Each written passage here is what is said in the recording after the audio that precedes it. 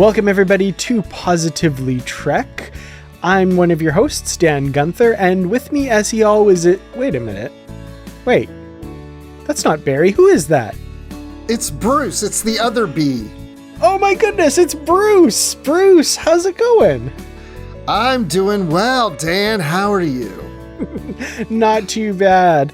We are having a little bit of a mini Positively Trek reunion this episode. So Bruce was kind enough to join me this week on Positively Trek. And we're absolutely thrilled to have him here. So Bruce, thank you so much for joining me. It was kind of last minute. I'm really glad you were able to come on. Yeah, me too. It's like old times. We were just starting up and getting ready to record, and we're both like, oh, I miss this. This is like old times, you know. Absolutely. Now, of course, Barry will be back next episode, so this isn't a permanent thing. Wait, sorry. What? I'm not permanent? This is like a temporary thing. I'm a guest in my own house. What is going on here? Well, I hope that you will be a frequent guest. I do miss you, and it's awesome to have you back on the show for sure. So, I'd like us to get together. And actually, I have something to ask you maybe when we're done recording about the next Star Trek novel that's coming out, and maybe what your plans around that might be. So I was just going to mention... that I know that's coming in the mail to me. So, okay. Yeah. Well, that answers half of my question then. Yes. James Swallow. Yeah. Really looking forward to that. That'll be awesome. So today we're going to talk about some news that just came out in the last week that I thought might be a lot of fun to discuss. And that's the fact that Star Trek Con, this audio drama, this mini-series turned podcast audio drama thing, has been announced that it's wrapped. They've finished production on it. Kind of a big surprise. So we're going to talk about that in the main feature. But before then, I kind of wanted to just catch up with you a bit, Bruce, and ask how things have been going and what you've been up to lately.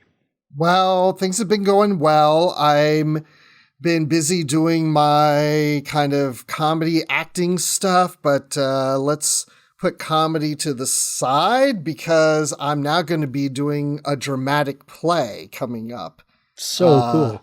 In April. In April. We're already in March. April 10th, 11th, and 12th in Atlanta. And Authenticity Theater is the place, so Google that if you're in Atlanta. But it's 10 10-minute plays. I'm in one of the short 10-minute plays, so it's not like a big long thing that I'm in. So I'm in this 10-minute dramatic piece because I was telling people in the comedy theater, I want to do drama. And one of them happens to do drama and said, you need to bring this guy in. And so they are. So watch what happens because I'll probably do this dramatic piece and people may end up laughing. And I'll be like, uh-oh. That's not the point. That's not what I'm supposed to be doing here. But so I've got other things in the works. And right now, I'm scheduled to direct a sketch comedy show this September. Very cool. That's awesome. I'm glad that's been working out. I've been kind of following your exploits a little bit, and it looks like you're having a lot of fun and getting a lot of success. So that's really cool. I'm really happy for you. Yeah, and just so you know, I know this isn't Star Trek related, so I'll hurry up, but our troupe, Sketchworks Comedy, has been working to sell off-Broadway musical. It's a parody of Grease called Vape, a Grease parody. And let's see, as you hear this, March 11th, there's a reading in New York for, I think, a charity event. So just look up, Google Vape, a Grease parody, and you can buy a ticket. And we've got some big cast members from the Broadway New York Theater and even some people you may have seen on screen doing the reading. We did something in November and I was in New York for that, but I'm not going to be at this one because I'm doing another show that night in Atlanta. See, we're just busy. There's always something going on. March 11th, Vape, a Grease parody I will have a link to that in the show notes for anybody who is in that area and wants to check it out. So yeah, and let me know if you're going. I'd love to know that. Well, the other thing I wanted to do to just kind of catch up is because, this is Positively Trek and we talk about Star Trek. What's kind of something Trekish that you've done recently in your life, or, something you've purchased, added to your collection, or some way that Trek has been a part of your life lately? Well, the holidays, Christmas wasn't that long ago, I guess a couple months ago. And, I never really got physical media of the Star Trek series. I did get TOS a couple years ago, but now I have the complete TNG set.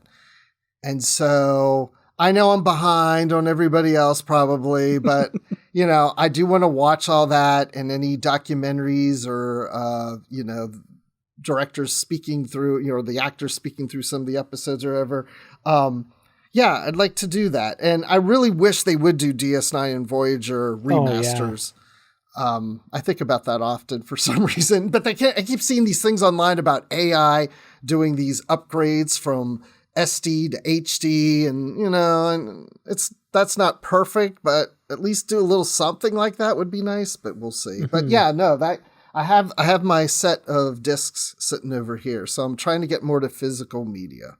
Nice. That's cool. That's the one thing that I get in physical media is Star Trek. So I do have 2 items on pre-order right now because season 5 of Lower Decks comes out at the end of this month. And of course, Section 31 comes out at the end of next month on physical media. So I got to have my complete collection. I got to do the Star Trek thing on disc. So yeah. I've been doing the newer series on disc as they come out. I just going back and now collecting the older ones. So. Backfilling the collection. Yeah. Yeah, exactly. So I didn't even realize Section 31 was coming out that soon. So yeah, I'll check that out. I think, as we're recording this today, they just announced it was, I think, April 29th or something like that. So right at the end of April. Okay, cool. Yeah. No, I'm going to get that. There you go. Yeah, the TNG season sets, those are great. Really, really well done. And my favorite is always the gag reel. That's always the best special feature. I love the gag reels, yeah. Yeah, for sure. But the documentaries and stuff are always really good as well, for sure. So, hey, you know what? I just thought of another Star Trek thing that I have to mention. So I got an Xbox X for Christmas. Nice. Now, okay, I'm now an empty nester, so I have more access to video games because, the kids took over things I didn't get. So anyway, I've been playing Star Trek Online after all these years. Oh, wow. I've been doing Star Trek Online, and my oldest daughter, Madison, was even helping me with, doing it with me and whatever. We're doing it together and stuff. But, yeah, I've been having fun with that. I haven't been on the last week or so, but yeah. I remember I tried it years ago from my laptop and I got stuck in something and couldn't get out, but now I'm all over the place. I was going to ask if you're still stuck in warp space or wherever that was you were. No, I created a whole new account, a whole new name and all that. I honestly can't even remember what my character's name is right now, but yeah. So, I think it's Tartikoff. I think I named him Tartikoff after Brandon Tartikoff, who was president of entertainment at NBC in the 80s. And then later Paramount. So. Absolutely. Yeah. It's been so long since I played Star Trek Online. I think I had 2 main characters that I can't remember the first one, but actually I can't remember either of their names, but the second one was kind of petite Trill character, very reminiscent of Ezri Dax, kind of same build and stuff. And I loved her. She was my science ship captain. I really liked her. I can't remember the other one, the guy I started with. Oh, well, but I miss Star Trek Online. It's been so long. It was a lot of fun. I should look into it again. Yeah, do that. And, we've talked about maybe doing Star Trek Adventures. Yeah. I still have the core rule set all still wrapped in cellophane, I think.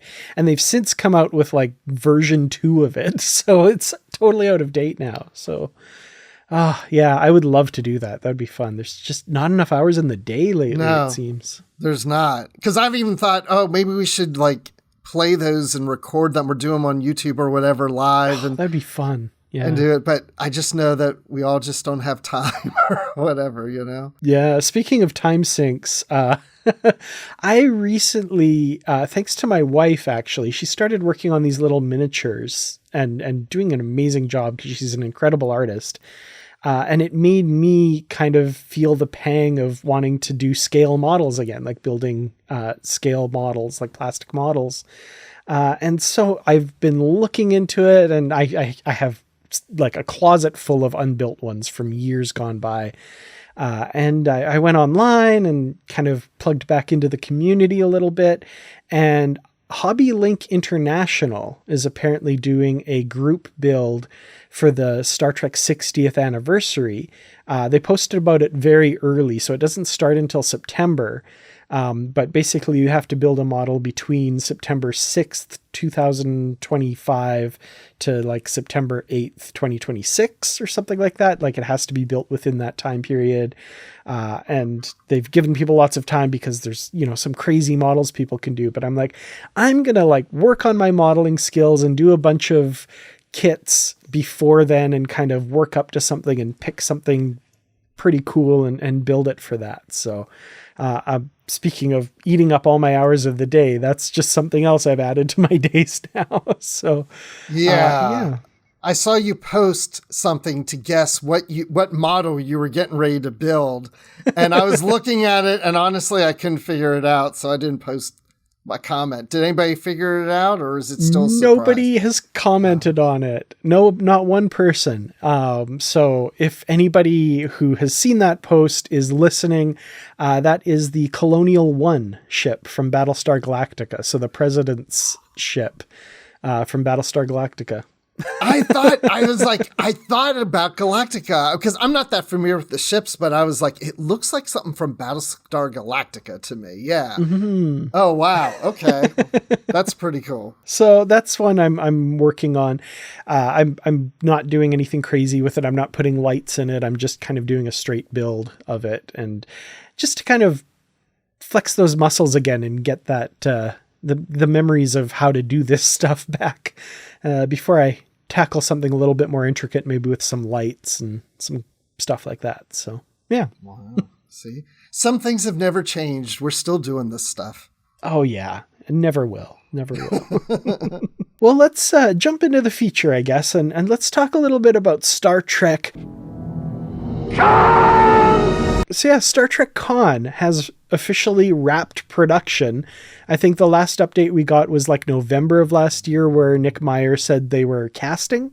And then suddenly now, end of February, beginning of March, we find out, oh yeah, they've wrapped production. It's all done. So I guess let's talk about everything we know about it, because we kind of got a big info dump just recently. So yeah, it's a scripted audio drama, which is going to be released as a podcast on all major podcast platforms. I'm assuming, I don't know exactly how they're going to release it. I didn't see if they said this. I'm assuming it's going to be like an episode a week or something like that, or would they maybe drop all the episodes at once? Probably a weekly release or something like that, right? Yeah, I mean, that's what I assumed. I mean, they could drop them all at once. I don't know. That's a good question. Yeah, I would think maybe they would do it weekly, but then again, why not drop them all at once? I don't know. I hope for the weekly thing. I always like discussing new Star Trek on an ongoing basis, and this isn't like a TV show. It's not a film or anything like that, but it's something new. It's new Star Trek coming out. I'm really excited to kind of talk about it and discuss it on the podcast and stuff. So I hope they kind of slow play it so we don't have to listen to all of it at once and make sure we, get the jump on reviews and stuff, I guess. I don't know. Well, they didn't mention how many episodes either. Do we know No, that? they didn't. Yeah, not as far as I know. Hey, Dan from the future here, currently editing this podcast episode. So when we recorded this, we didn't actually know the length of the series, how many episodes they would be. But since then, one of the writers, David Mack, has talked a little bit more about the series. And apparently it will be 9 episodes, with each episode being around 30 minutes each, but that the runtime will vary from episode to episode. So, yeah. A little bit more information for you there. I return you now to your previously scheduled podcast. I can see them doing batches. Let's say it's 8 episodes or 10 episodes or something like that. I can see them releasing maybe the first 2 or 3 and then maybe another one a week later and another after that, and do it that way. If they had that many, I don't know if they would do all 8 or 10 or how many it would be all at once. But yeah, I'm with you. I mean, I'd like to get it. So yeah, we can discuss it or whatever, but we don't know how long these episodes are. Are they 15 minutes? Are they an hour? It just all depends. Definitely looking forward to finding that out for sure. We also did get a synopsis for this. So like an official synopsis, which is really interesting. I'm curious to get your take on what this all means and what story they're trying to tell here. So I have a feeling you're going to read it to me. I'm going to read it. Although now that you're going into the dramatic arts, maybe you want to read it as a dramatic monologue. I can't do that because I have to get into character. That's going to take me time. So fair enough. But the main reason is I know how much you enjoy reading these. Right. Fair enough. The exciting expansion of the Star Trek universe will explore the dramatic untold events that unfolded in the desolate world of Ceti Alpha 5 after Captain Kirk left Khan and his followers stranded there, paving the way for the iconic clash in Star Trek II: The Wrath of Khan. History remembers Khan Noonien Singh as a villain, the product of a failed attempt to perfect humanity through genetic engineering, whose quest to avenge himself on Admiral James T. Kirk led to unimaginable tragedy and loss. But the truth has been buried for too long beneath the sands of Ceti Alpha 5. How did Khan go from a beneficent tyrant and superhuman visionary with a new world at his fingertips to the monster we think we know so well? Recently unearthed, the rest of Khan's story will finally be told in Star Trek: Khan. How was that? That was great. Yes. So yeah, a few things there. There's kind of the anti-hero aspect, I think, coming in here. Like, it sounds like Khan is going to be very much the protagonist of this story. And I think it's interesting how they describe him, like, how did he go from a beneficent tyrant and superhuman visionary to the monster that we think we know so well? So, right. Introducing some maybe moral relativism or something into there that will make us kind of sympathize with Khan or something like that. I don't know. I'm interested to see where they go with that. Well, that sounds like a very Star Trek thing to do, doesn't it? Absolutely. Yeah, for sure. So, and then to do that, you're going to need a lot of time. So that makes sense in a podcast realm where you're going to do multiple episodes and you have this great story to tell. You don't want it to just be like, oh, Khan fought an animal and Khan fell off a cliff and Khan got into a war with some of his people. There's got to be some character building here, right? And it would make sense to give a new take on Khan to the point that we look at him a little differently. Well, and that's always been one of my favorite things, especially about this new era of Star Trek, which is taking a classic thing from Star Trek and making us look at it a little differently. The one that comes to mind is actually from Discovery Season 1, where, we know from canon before that Spock decided to go to the Starfleet Academy instead of the Vulcan Science Academy, and Sarek didn't talk to him for years because of that. And Discovery did that wonderful thing where it's not just his like anger at Spock for that. It's his own guilt because he prevented Michael Burnham from going to the Vulcan Science Academy, reserving that spot for Spock. And then Spock, not knowing that, turned it down, which made Sarek, feel all this guilt and stuff, which fed into that. I just love that. Like, it keeps the story the same. It doesn't change anything in canon. It just adds a layer that kind of makes you see things a little differently and understand motivations a little differently.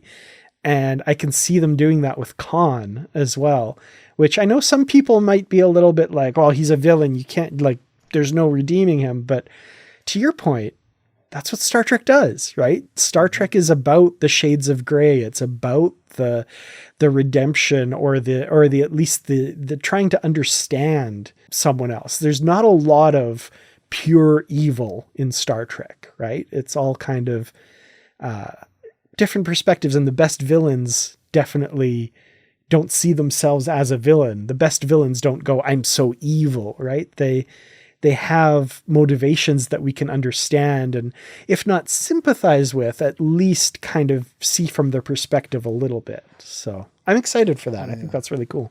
No, I love the thing you mentioned about Discovery, about the whole Spock Sarek thing. That's one of my favorites. And for that reason that you just said, but it's like when you watch Space Seed and the Wrath of Khan, I mean, it's a different Khan. When you get to the Wrath of Khan, it's not the Khan we see in Space Seed. So yeah, how do you bridge those character traits from what you see in TOS to what you see in the movie? What brings him to that point? And also maybe the podcast identifies why Khan was the way he was in Space Seed, a thing that we haven't noticed before that will be revealed in the podcast. So we may have a different take and look as to why Khan is acting the way he does in Space Seed and why he's acting the way he does in the Wrath of Khan. And like you said, we may sympathize with him and say, well, gee, I mean, in the situations he was in, it makes sense what he was doing or how he was feeling and reacting those ways, not to make it right. But it's not just like you said, oh, I have to get my revenge on Kirk. Bring Kirk to me. I have to get him because my wife died and he left me stranded. There's probably more to it than that. And that's a good point about the differences between the two Khans that we see. Well, we see more than that, but discounting Into Darkness and all that. But yes. There's a scene in Space Seed where they're in the briefing room and they've made the connection, right? They're like, oh, this is that Khan from Earth's past. And there's an interesting discussion there. I think I really want to go back and rewatch Space Seed now. It's been a while, but Scotty says something along the lines of like, oh, I always had a sneaking admiration for this one. He was kind of the best of the bunch, right? Even though they were all bad and they were superhuman and they took over the world, he kind of was a little bit different. And Spock is appalled at this, but there's something admirable there, it sounds like, or something that made them kind of go, maybe he wasn't that bad. And then, of course, Star Trek II, The Wrath of Khan comes along, and all of that is out the window, and he's been driven to madness in this, desiring of revenge. So seeing that transition, seeing that journey might be really interesting. And certainly Nicholas Meyer, who came up with the concept for this and whose story this is all based on, feels that there's a really big story there to tell. And Nicholas Meyer, one of my favorite storytellers in Star Trek. So what does he come up with? I want to know. Well, we can add to that because he came up with the story, but Kirsten Beyer and David Mack, yes, who are great storytellers also, who've been on the show, have written the scripts to this based on Nicholas Meyer's story. And so they probably added their elements to the story too. And what you were saying about TOS and what Scotty said, I mean, that's interesting to play out because, I mean, who would say that about Hitler? that's one lad I always kind of admired. There's just something about Hitler. Like, you wouldn't say that. And I'm not saying Khan is Hitler, but we do set him up as this guy who's killed millions of people and did all these ruthless things. Why would you admire? But I still, something about him I admire. But I also felt Khan had an admiration for Kirk towards the end of that episode.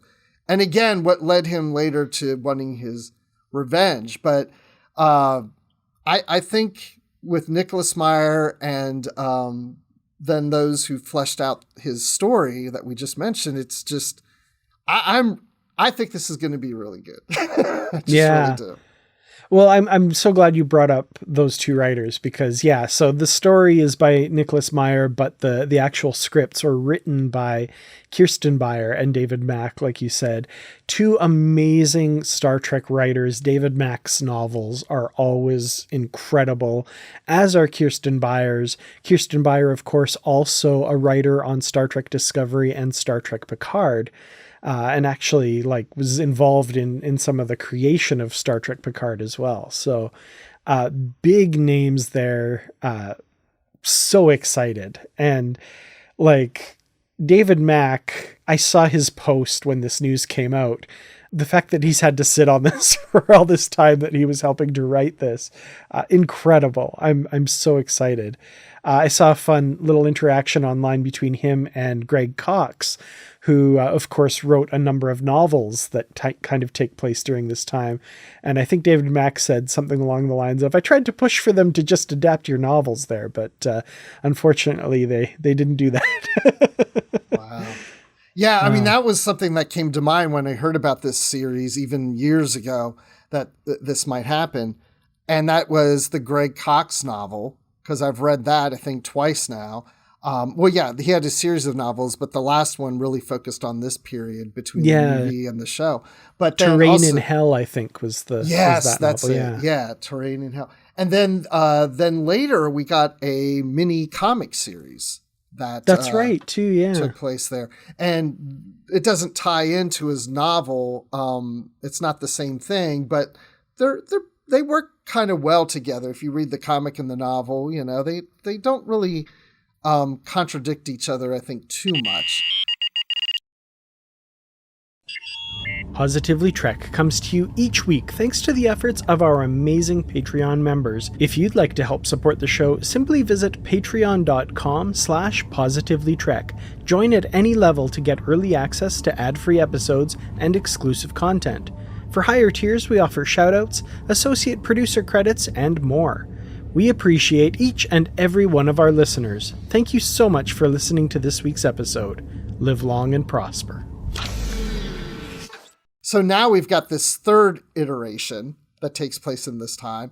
And so the question becomes, Dan, is this canon? I knew this was going to come up. I didn't even put it in the outline because I was kind of wondering, when in this discussion is that bomb going to drop? When are we going to bring that up?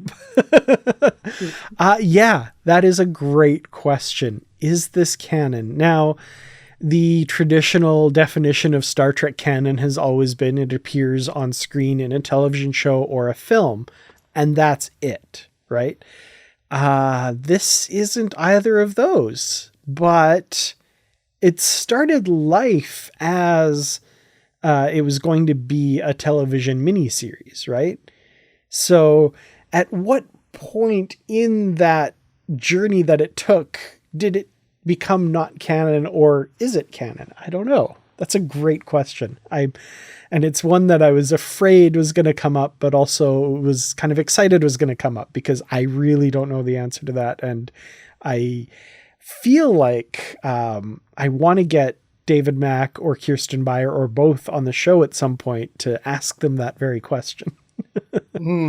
I have a feeling we'll get a cryptic answer to that anyway. I don't think even that's been defined at Paramount, but I would say that I'm going to guess in most cases, even though it may not be said behind scenes, this is canon, I think it'll be treated as canon because of the weight of who wrote the story and that it does have a cast and the people behind the newer Star Trek series in video or behind this, but who would create something in Star Trek to contradict this? I can't necessarily think why anybody would refer to this period of time and say, I want to say this about what happened on SETI Alpha 5 in this series, but oh my gosh, that will contradict the podcast. I don't know if they would. I think somebody would say, well, in the podcast, so it's been kind of established. You know, like, I don't even see why they would refer to this period. So yeah, I don't know. It feels like this will be the last word on that time period. I guess that makes sense. Yeah, I mean, it's not like there's another novel or comic, right? Yeah. Or like, why would they revisit it? Right. You know, once the story's been told. Even though I guess it's been told in other places, but those are non-canon, right? So yeah, I don't know. Yeah. So I'm going to call it's not officially canon, but it will be treated as canon. Yeah. Well, I'll also throw a controversial viewpoint out there as well. Canon doesn't matter to anybody except the people who are making Star Trek. So I think I'm with you. The writers will treat this as established lore, whether or not it's canon or not. As for us, the audience, it's entirely up to us what we want to accept into our own personal continuity. Canon is up to the studios and blah, blah, blah, the writers. Continuity is up to us. If I want to include the novel Spock's World into my personal continuity, go for it. I'm assuming this will be part of my continuity going forward. So, well, yeah. It's like the Gold Key comics is part of my continuity. So, that they're historical records that were found, which was mentioned in, I can't remember whose novel, but anyway, so the Gold Key comics are actually the only things that are actual real canon. Everything else is derivative of them. So that's the only real Star Trek. See, that makes sense. Because they feel more real. Yeah, exactly. Yeah. They're grounded. They have that authenticity to them that just feels real. Yeah. Cause all the other stuff is too serious. Like this is like life isn't serious like that. So the Gold Keys do. Yeah. Galloping galaxies. Exactly. People say that it would be a very common phrase in the future. Absolutely. So, yeah. That's the gold key to the series. That's the official canon. But exactly. Let me ask you this before we go on. This is kind of related to this because I've seen some people talk about this online. So I'm going to ask you, what timeline does this take place in? Oh boy. I mean, the prime timeline, right? Easy answer? Yeah. What's a prime timeline at this point? So I'm assuming you're kind of referring to the little bit of the fudging that Strange New Worlds did with yeah. Okay. Yeah. Well, and there's even some people asking if this is in the Kelvin timeline, but yeah. It wouldn't work in that though. No. Yeah. I don't think because what happened to Khan and his followers was different in the Kelvin timeline. They never got marooned on SETI Alpha 5. So yeah, that wouldn't work. Right. Okay. So I kind of want to do a whole video about the whole timey-wimey stuff that came out of that Strange New Worlds episode tomorrow. I don't have a huge problem with it. I get why some people do, but like, it's also not the first time that has happened in Star Trek.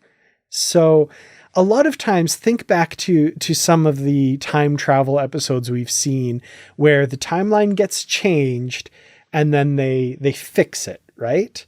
Mm-hmm. The fixed timeline is not always exactly the same as the timeline that preceded it, even though it's still the same timeline because our heroes lived through it all, right? So this is the example I give. The TNG episode Yesterday's Enterprise. In that episode, the Enterprise C comes forward through time and everything changes, right? It turns out they've been at war with the Klingons for 20 years and all this stuff. And they have to change it back.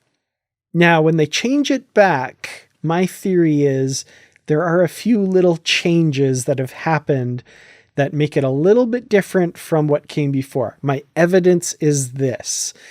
In the first season Next Generation episode, they make mention of the fact that no one has heard from the Romulan Empire in 50 years since the Tomid incident. There's been no major altercations, there's been no communication, there's been no encounters. After the Enterprise incident, they're talking about, like, when they meet Sela, Picard talks about the Enterprise C, right? Because Sela says, what do you know about the Enterprise C? And Picard says, oh, I know it was lost in a battle 20 years ago against the Romulans. That has changed from what the timeline was before. The difference here is our heroes were part of that change, so we experienced it. Now, the Strange New Worlds change was, again, that Romulan operative talks about how all these people keep trying to change the timeline, and then temporal agents come back and fix it. And it's shifted things around and things are different. So the same thing has happened. The timeline was changed. Temporal agents did something to fix it, but it wasn't quite exactly the same. The only difference is our heroes weren't a part of that fix. It just happened. We didn't see it. So we're less able to accept it because, you know, a ship named Enterprise wasn't part of fixing it, but it's exactly the same thing. Yes. That's my theory. I want to make a whole video about that someday, but that's quick and dirty, my theory about that episode. Yeah, I think you should do that video. That's really great. No, I see that. I mean, that kind of plays into something that I've thought, and I'll give you what I think. When people talk about, is Discovery in the prime timeline? Oh, I don't believe it is. There's too many little contradictions here and there or whatever. So here's kind of my little theory. I don't really follow this, but it's something I thought of. So the very first Star Trek series we get is TOS. Of course, we get the movies. Then we get to TNG. And like you said, there's always timey-wimey things happening. Like, even if we're in the middle of a series, like you just pointed out, there's going to be inconsistencies because someone somewhere is always playing with the timelines. Things are always being adjusted and readjusted and coming back and going forward and whatever. And so we get to DS9 and we get to Voyager, and all those series play off really nicely with each other. But once you get past Voyager, in the future past Voyager, somehow a temporal Cold War begins. And when that Cold War begins, we look back at a series called Enterprise. This is not the series that occurred before TOS. This is the series that occurred after TOS. So it's not the events that happened in the original timeline for TOS because of the temporal Cold War that occurred sometime after Voyager. So really, we're seeing these series play out in the exact order you should see them. Because if you saw Star Trek Enterprise before TOS, it wouldn't be the same series. It would play differently. So time agents have changed that. Then we get to the Kelvin timeline, which that is a play from the Enterprise timeline, but then affected again when Nero and Spock come back, creating the Kelvin timeline. However, that Enterprise timeline in the Prime timeline gives us Discovery and Strange New Worlds. So every time we're seeing a new series or a new movie, it's adjusted to whatever timey-wimey things have happened in our Star Trek universe. I love it. You could almost extend that theory a little bit to say, because Enterprise deals directly with the temporal Cold War, that basically, like you said, it happens after Voyager, the temporal Cold War happens. Now we're seeing like Star Trek history from the perspective of Daniels, who's gone back in time and is encountering Enterprise, and he's working behind the scenes to kind of like that. And then of course we see that same character in Discovery in the far future too. So yes, maybe Star Trek isn't the story of Worf. Maybe it's the story of Temporal Agent Daniels. But we'll find out later Daniels really is Worf and or something. Yeah, he was there the whole time. He's in every series. Yes. Like, which character was Daniels in this series? Oh, it was that guy. It's like, where's Waldo, right? I love it. Yeah. So I guess to go back to your original question, which timeline is this? It's the Prime timeline. And I feel like it's not going to matter to the story whether Khan was active in 1996 or 2024. It's just going to, because it just follows on from Space Seed to Wrath of Khan, both, like, that would be the same Khan at that point anyway, with just maybe if TOS was redone, he wouldn't say 1996, he'd say a different year or something like that. I don't know. Okay, now I'm going to be a little cheeky with you, because this will lead us into the cast. Okay? So, like you said, this is based on Space Seed and the Wrath of Khan, tying those two together. So, will Khan sound like Ricardo Montalban? I don't think he will have a Mexican accent, if that's what you mean. Yes. Yeah, no, that's good to tie into the cast that we know of. So Naveen Andrews, who I love, you might know him from Lost. He played Saeed in Lost. Great character, great role, great actor. He is going to be playing Khan Noonien Singh. And he's got kind of a British lilt to his voice his acting.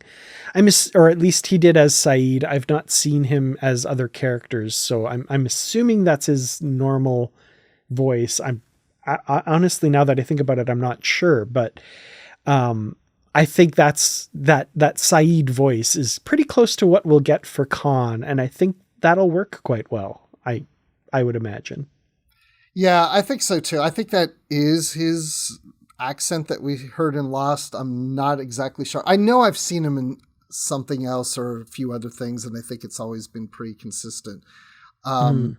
So again, to me, it doesn't really matter that much on the accent, but he does have some South Asian descent. No, wait, I think he does. But the reason I mention that is because the third actor who played Khan was in Strange New Worlds as the kid. And right. Yeah. He's Canadian, but he's got, I think he's a mix of Hispanic and South Asian descendants in his line is what I read, but his accent was more Canadian. So we've had different accents for Khan with, Benedict Cumberbatch in there too. So yeah. Okay, wait. So you're saying that we're going to get to SETI Alpha 5 and Khan will walk onto the scene and he'll be like, hey, we're going over there to see if we can hunt some animals there, eh? Is that what do we have a Canadian Khan now? Yes. And that kid didn't speak that Canadian for you. No, not quite. It wasn't quite, Bob and Doug McKenzie levels or anything like that. I'm talking like more like, yeah. Yeah. Let's get a couple of brewskis there, eh? Although I would welcome that. That would be a good Con. Oh man. By the way, just so you know, we now have a Tim Hortons that just opened near my house. Oh, I'm so sorry. But I haven't been to it yet. But what are we talking about? So yeah, no accents. No, I think this actor will use his natural accent on this. Well, the other cast member that we know about is Ren Schmidt as Marla MacGyvers, who, of course, you'd remember from Space Seed as Lieutenant Marla MacGyvers, who ended up turning coat and aiding Khan in his takeover of the Enterprise. Ren Schmidt I don't know, Bruce, if you watch For All Mankind, but she plays Margot Madison in For All Mankind, and she's very, very good in that role. It occurred to me while I was writing the notes for this episode too, that it's very funny that she's playing Marla MacGyvers and plays Margot Madison in For All Mankind. I'm like, man, she really likes those alliterative M names, but just a weird coincidence. Yeah, she'll probably get confused and say her name wrong. But no, I'm not familiar. I know the show. I haven't watched it. That's on Apple Plus, isn't it? Mm-hmm. Yeah, it's very good. It's a lot of the writers are former Star Trek writers, and it's co-created by Ronald D. Moore. Some great Star Trek references in it as well. My favorite character on the show, Danielle Poole, is actually a really avid Star Trek fan, and she makes reference to Star Trek quite a bit, which is really fun. I really love that. But yeah, it's an excellent show, really well worth checking out. It also, I feel like, has a bit of that ethos of Star Trek a little bit, like this is the future we could have if we just kind of work towards it, kind of thing. So it gives me that same hopeful feeling watching it sometimes that Star Trek does. So. All right, I'm writing it down. Another one I have to watch. I should get the physical media of that too. Yeah, let me write that down. Okay. But yeah, no, I'll check that out. But now, are those the only cast members I don't know if there's any other actors in this. There are apparently other actors in this. I think the release said other actors will be revealed in the future. So there are other cast members playing other roles. We don't know what those roles are yet or who's playing them. Well, I told you I'm doing more dramatic acting now, so I will come out and announce right here that I am not in this podcast. So okay. Well, that's one down. 7 billion, however many more we need to eliminate, I guess. Yeah. I wish they would have put me in it now. I wish I'd known. I would have auditioned. I would have done something. Even if it was just one line, just something where I go, oh no, that would have been fine. Because then I'd say, I've been in Star Trek, you know? Look out behind you. It's a Gold Key comic. Look out. Galloping galaxies. So that's pretty much all of the information we have on it. So yeah, we know what it's generally about. We know who's writing it. We know a couple of the people who are in it. And I guess where I want to go with the discussion for our last little bit here is what are your thoughts on this? Are you looking forward to it? Are you excited about Star Trek Con? Yes, I am. I am excited about it. I'm looking forward to it for sure. It's free, but I don't really care. But that's a positive for a lot of people. But one thing, yeah, because I remember this being talked about years ago. I think shortly after we got Discovery or something, that this was something being played with. And then for the longest time, I thought we weren't getting it. And then, like you said, then we started to hear about, oh, it's going to be audio, it's going to be a podcast, but then again, stopped hearing about it. And I was like, I don't know if this thing's ever going to happen. So I'm thrilled to know it's definitely happened because it's already been recorded and it's coming out soon. And we were talking about physical media. It makes me wonder, I guess it's a podcast. I could download it and keep it forever in that respect. Of course, there'll be commercials. I'll edit those out, but, yeah, no, I'm looking forward to it. Just because, it's more Star Trek stuff. It's a time period I'm interested in, but like I said earlier, I've read a novel, I've read a comic book series that took place in this. So it's not like something, I've never heard a story in this time period. This is yet another story, another version, but knowing who's behind it, I think it's going to be really good. Mm-hmm. Yeah, that excites me the most. The biggest news for me was Kirsten Beyer and David Mack had written the scripts for it. That's incredible. I'm very happy about that. I'm also very much looking forward to this. I think it's something new and different as well. I mean, we've had, I guess, No Man's Land, the Star Trek Picard audio drama I'm assuming this is going to be a bit more involved, longer than that, multi-parts kind of thing. But I feel like there's a lot of room for this kind of thing in Star Trek. And I think as a little bit of a pilot project almost, this could open up some really new and interesting avenues for Star Trek. I know properties like Doctor Who, right? Big Finish. I haven't listened to any of them. I enjoy Doctor Who, but I'm not kind of like in the fandom like I am for Star Trek. So I haven't listened to those audio dramas that they've done, but I've heard very good things about them.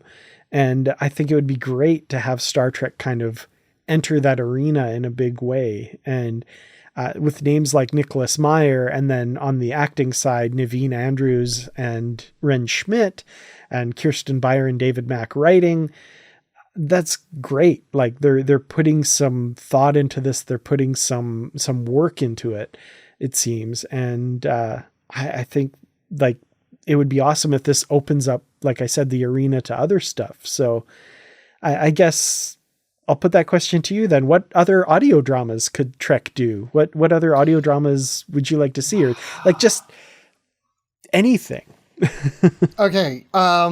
Yeah, well, I would love to have more of them because I have listened to some Doctor Who audio dramas, and it's like, it sounds like you're listening to an actual TV episode. I mean, they're so good.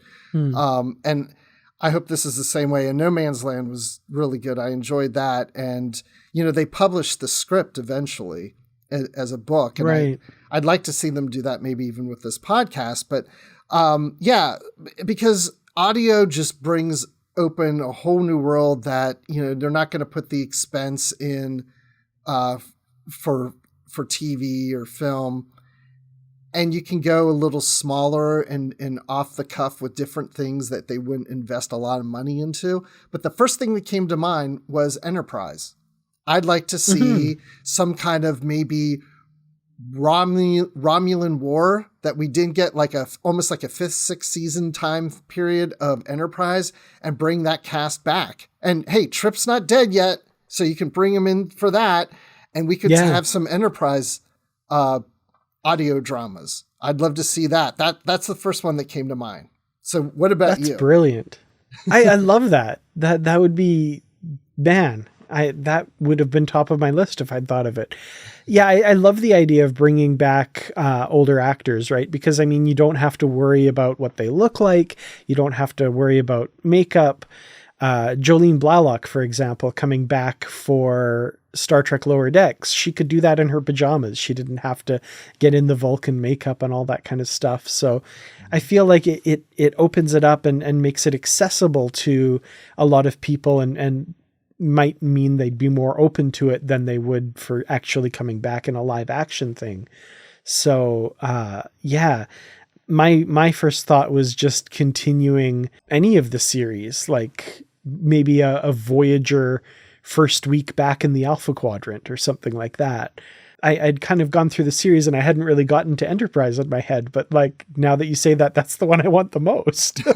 I would love a season 5 or some bits of season 5 of Star Trek Enterprise.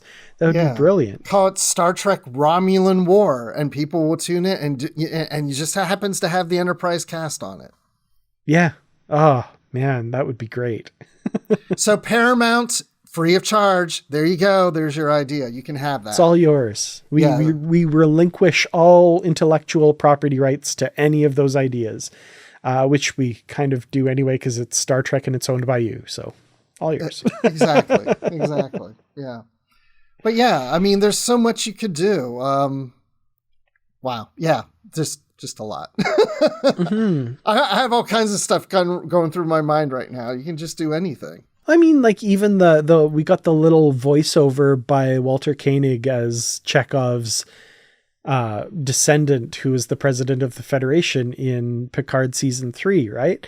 Why not have an Admiral Chekhov adventure and he could reprise his role as Chekhov? I remember, actually back in the day, they had the Captain Sulu audio cassettes. Yep. So this isn't new. Like, let's get some stuff like that going again. Yeah. That would be really cool. Yeah, I have those Captain Sulu adventures. And then there was a Borg one based on a video game. Yeah, Star Trek Borg, yeah. Yeah. I never listened to that one, but... Yeah, I have that on audio cassette. But I think those were it. And of course, No Man's Land, like we mentioned. But yeah, I hope we go. I hope this is very successful. So, we here at Positively Trek have a huge listening audience. And if we could just take every single one of these people to listen to that, they'll make more of them. Hear, hear. Absolutely. So yeah, everybody, when Star Trek Con comes out, point your ears at it. Listen to it. Download it multiple times. Tell your friends. Yes, over and over. Make people that don't care, make them listen to it. Yeah, absolutely. What's the equivalent? I guess your ears are already open, but I was thinking like, what's the equivalent of the prying the eyes open to watch something? It's like just, tape headphones to somebody's ears and make them listen to it. Right. You look like Wesley Crusher from The Game. Yeah. Oh no. I'm addicted to the game now. Oh, awesome. Well, Bruce, it's been so much fun to have you back. We are going to have to do this again very soon, for sure. At least definitely for the book we've got coming out from James Swallow fairly soon, the next Star Trek novel coming out. Yes, I'm looking forward to it. It's been a while since we've had a new novel. We need it. It's been a bit, yeah. Yep, I'll be reading it. Awesome. Well, if people want to follow you or catch up on what you're doing, where can they find you? Okay, I am not that big on social media anymore. I still have X. Smart man. I'm still on X or Twitter, whatever, at Admiral_Rex. I do check in every once in a while in case somebody messages me. So if you want to message me, you can do that. I'm also on Facebook. You can look up Bruce Gibson and message me there if you want to. I'm also on Instagram, Admiral Rex, no underscore. That's a whole story why those don't match. But anyway, yeah, I guess those are the best. Oh, you can even email me. I'm at Admiral_Rex@yahoo.com. So we can do that. Nice. But I already told you what I'm doing, theater, acting wise or whatever. But yeah, I guess that's it. Yeah, you can email the podcast positivelytrek@gmail.com. We are on some social media. I'm not on Twitter anymore, though. I gave that all up. So you can find Positively Trek on Blue Sky and, of course, on Facebook, our Positively Trek discussion group there, where we talk about all things Star Trek, and there'll be a post for this episode if you want to weigh in with your thoughts on Star Trek Con. Are you looking forward to it? What kind of Star Trek audio dramas would you like to see? Let me know in the comments. We'd love to hear from you. And all that's left is for me to say thank you so much for listening and watching. Don't forget, check out the podcast on YouTube now, complete with actual talking faces, which is exciting. Well, thank you all so much for joining us. We really appreciate it. Until next time, as always, stay positive. Positively Trek is produced and edited by me, Dan Gunther, and co-produced by Barry DeFord on Treaty 8 territory, the home of the Beaver, Cree, Dene, and Métis people, whose histories, languages, and cultures we respect.